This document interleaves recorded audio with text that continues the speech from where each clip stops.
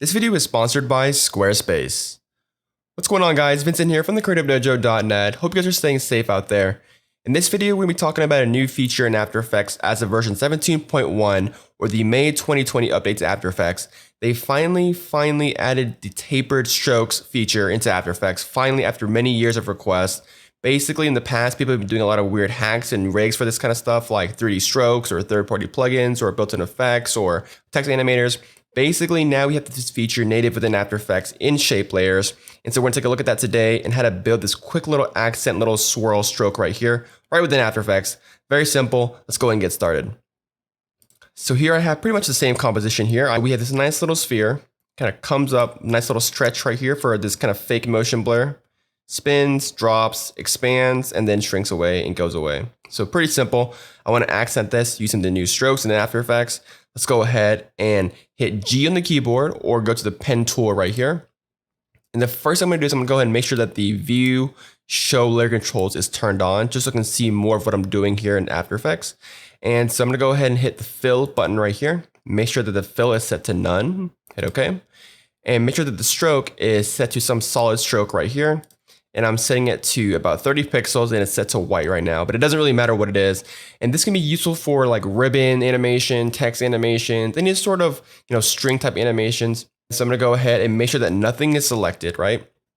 I'm gonna go ahead and hit the pen tool and just draw a quick little shape around our sphere right here.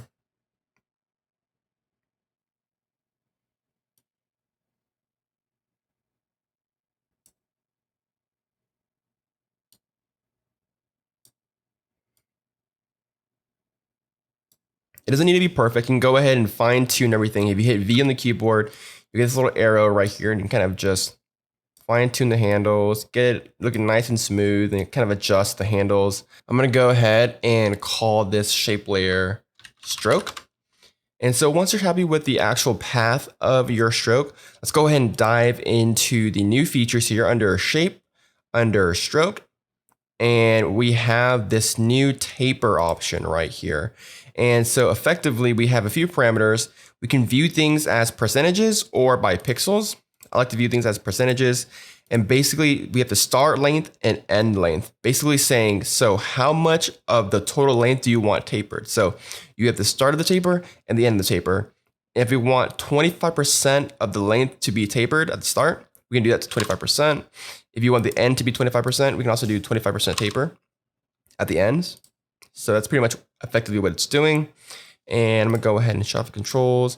And the start and end width, basically it's defining. So right now things are fading in from 0, right? So it's 0 and it kind of just fades in and it kind of just tapers out to 0 again. Well, we can define the minimum width, right? So we set it to like 50% at the start and 50% at the end. The tips are gonna be 50% in thickness right here rather than 0. So you can define the initial endpoint's thickness right here. And then finally, you have the start and end ease.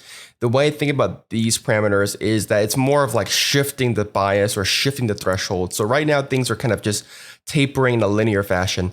But if I increase the start ease, you can see that we can kind of shift and push the taper one direction or the other. So you can shift the start and you can also shift the end right here. So kind of just like playing around with the threshold and kind of just shifting the overall taper this way. So I usually like to keep this at 0%. I'll set the start length to 30% and length to 30% and start width down to about 10 or so. So we kind of have a thin little taper right here. Cool. I'm gonna go ahead and turn that off. Another new feature is the wave property right here under strokes. And so basically it adds kind of like a very symmetrical sine wave, turbulent displace to everything. So if I increase the amount, it kind of creates kind of like a ganglion and a nerve axon, stuff like that. So you can actually increase the wavelength and it will kind of spread them out a little bit. And it's a nice little way to add some variation to your tapered strokes. Just another new feature here. I'm gonna go ahead and delete the fill. We don't need that. And so I'm gonna go ahead and add a trims path, right? And so we'll open trims path. We'll animate the start and end. So let's go ahead and first animate the end real quick. So right around here, hit a keyframe for 0%, move about a second forward, and we'll set it to 100%. And that will kind of initiate the stroke animation right here. And then, halfway through, we'll hit keyframe for the start position, move a little bit afterwards, and we'll hit a keyframe for 100%. So what we have now is a quick little stroke that kind of just animates around like that, and it's looking great. And so let's go ahead and apply some easing to this. I'm gonna go ahead and go to animation and hit F9 or go to keyframe assistant, easy ease. Hop into the graph editor here, and we'll go ahead and just kind of add a nice little exponential curve right here. And with my Dojo ease script available at creativedojo.net, you can actually copy and paste easing and just kind of paste it into the other properties right here, just like that. And so now we have this quick little stroke that animates on and off. And it's just pretty much looking perfect except for this part right here. So effectively what we did was we created a 2D stroke, right? This is a huge limitation in After Effects where 3D stuff don't really talk to each other. It's not a unified 3D space. And this stroke is a 2D stroke anyway. So it's not a 3D stroke to begin with. And so what we need to do is we need to fake it and hide this section. So what I want is for this to be kind of in the front, kind of loops back. So this is going to be behind. And this part right here is going to be in front of the sphere. It kind of ends just like that. So I want this part to be in the back, this part to be in the front. And so there's a lot of ways to fake this. There's a lot of ways to do this. I'm going to mask it out using a kind of like a matte, right? And so the first thing I'm going to do is I'm going to go ahead and make sure everything's good. This is the final animation. We're happy with it. And so now let's go ahead and start with the whole masking. I'm going to adjust the timing just slightly here. So I'm going to go ahead and duplicate the circle. And we'll call this matte. I'm going to change the color to a different color just so you can kind of see what we're doing here. Maybe to a nice blue right here. So basically I want to create two versions of the stroke. One that's going to be in the front of the sphere and one that's going to be in the back of the sphere, right? So we already have one version of the stroke and the one that we created right here. This can be everything in the back of the stroke, right? So I'm going to go ahead and move the stroke underneath the circle. So this original stroke that we created is basically the whole stroke that's behind the sphere. Pretty straightforward. Now let's go ahead and make this section right here the stroke that's in front of the sphere. So we're going to use a matte right here, the duplicated circle that we created. And so I want to crop out this section right here. So there's many ways to do this. I'm going to go ahead and apply an effect, transition, and apply a linear wipe. Set it to 180 and just increase the transition completion right around there or so. And so basically wherever this blue is, I'm going to use this blue to cut out a version of my stroke so that it can be in front of my sphere. So just like this. So now I'm going to go ahead and duplicate my stroke and we'll just kind of move it on top right here. And so this is the same exact thing, stroke. We'll call this stroke front. We'll call this original stroke back. And we'll go ahead and go and apply an effect, channel, set matte. We'll take the matte as our layer right here. Make sure that you select effects and mask so it takes into consideration the linear wipe that we added. And just like that, we have the effect that we're going after right here. Just like that. And so how does this work? I'm going to change the stroke to a different color so you can kind of see what's going on here. So basically, we have the stroke, our original stroke, that's just going to be placed in the background of everything. All right, so we'll add a sphere on top of that. So this is the original stroke and everything's in the background, just like that.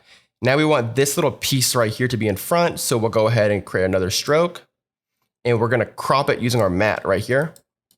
We don't need to show the matte. We don't need to see the matte, so we can hide it, right?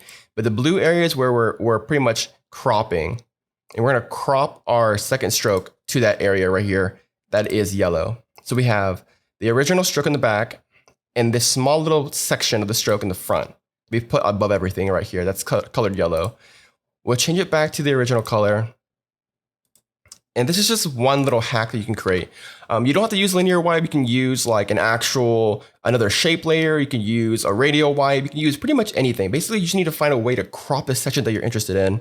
And you can kind of see the weird cutoff right here. So you can go ahead and animate the linear wipe so that it doesn't show that part just like that, and kind of just animate it overall. But that's pretty much how you create a quick little accent stroke within After Effects 17.1 using the new tapered stroke features. Update now through Creative Cloud. Before I go, I want to give a quick thanks to our sponsors over at Squarespace for sponsoring today's video. Squarespace is the one platform to create an amazing website, whether it's for your store, online business, or portfolio. They have amazing themes to choose from, fully customizable so you can make it the way you want it to look like without having any coding knowledge required. They have awesome 24-hour support, and best of all, if you use the promo code DOJO at checkout, you can actually save 10% off your order and support the Dojo, so check it out over at squarespace.com/dojo. Squarespace, the number one place to create an amazing website. So that's pretty much it, guys. This is how you create this nice little effect within After Effects. Pretty easy way. Let me know if you have any improvements on how to do this in After Effects. And so in the original demonstration, basically what I did differently was I have a kind of a nice little paper texture in the background here, just kind of animating in the background. This is actually a free animated texture pack by Lindsay Horner, which you can download in the description down below. I also added a very subtle small turbulent display to kind of add a little stop motion look to the whole thing. I also added a posterize effect to limit the frame rate to about 12 frames per second, so it's more choppy. And of course, I added a little grain texture to everything. I covered this in another tutorial. Links will be in the description down below. But can't wait to see what you guys create using tapered strokes within After Effects. If you like these kind of video tutorials, feel free to give this video a thumbs up. Subscribe for more videos like this. My name is Vincent Wynn from the Creative Dojo, and I'll see you guys next time. Bye, guys.